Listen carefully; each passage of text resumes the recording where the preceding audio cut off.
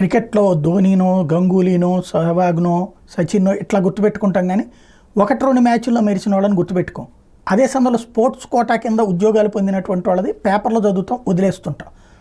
2007 సంవత్సరంలో ధోని నమ్మినటువంటి చిట్ట చివరిలో పాకిస్తాన్తో మ్యాచ్ సందర్భంగా అయిపోయింది, భారత్ ఓడిపోతుంది అనుకున్నప్పుడు తెగించి ఇచ్చింది జోగేందర్ శర్మకి ఆనాడు బంతి. ఆ జోగేందర్ శర్మ తర్వాత తను దాదాపుగా క్రికెట్ వదిలేసి ఏదైతే హర్యానాలోని పోలీస్ డిపార్ట్మెంట్లో స్పోర్ట్స్ కోటా కింద ఉద్యోగం సంపాదించి ఇప్పుడు డిఎస్పి అంబాలాగా ఉన్నారు. తనకున్నటువంటి అంతర్జాతీయంగా తిరిగిన అనుభవాన్ని దృష్టిలో పెట్టుకుని ఒక చక్కటి పని చేయడంతో ఇప్పుడు మరొకసారి ప్రపంచం అందరికీ ఓసారి చర్చ వచ్చింది.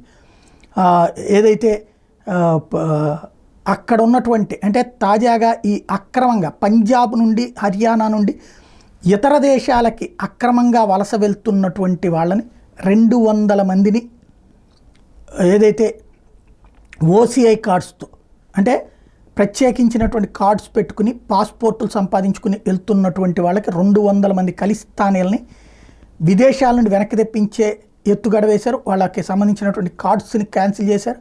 అలాగే వాళ్ళ పాస్పోర్ట్లకు సంబంధించినటువంటి తప్పులని ఎత్తి చూపెడతా నివేదిక ఇచ్చారు. తద్వారా ఖలిస్తానీ మోకల నుండి దేశాన్ని కాపాడేటటువంటి ఒక అద్భుతమైన పని చేస్తున్నారు.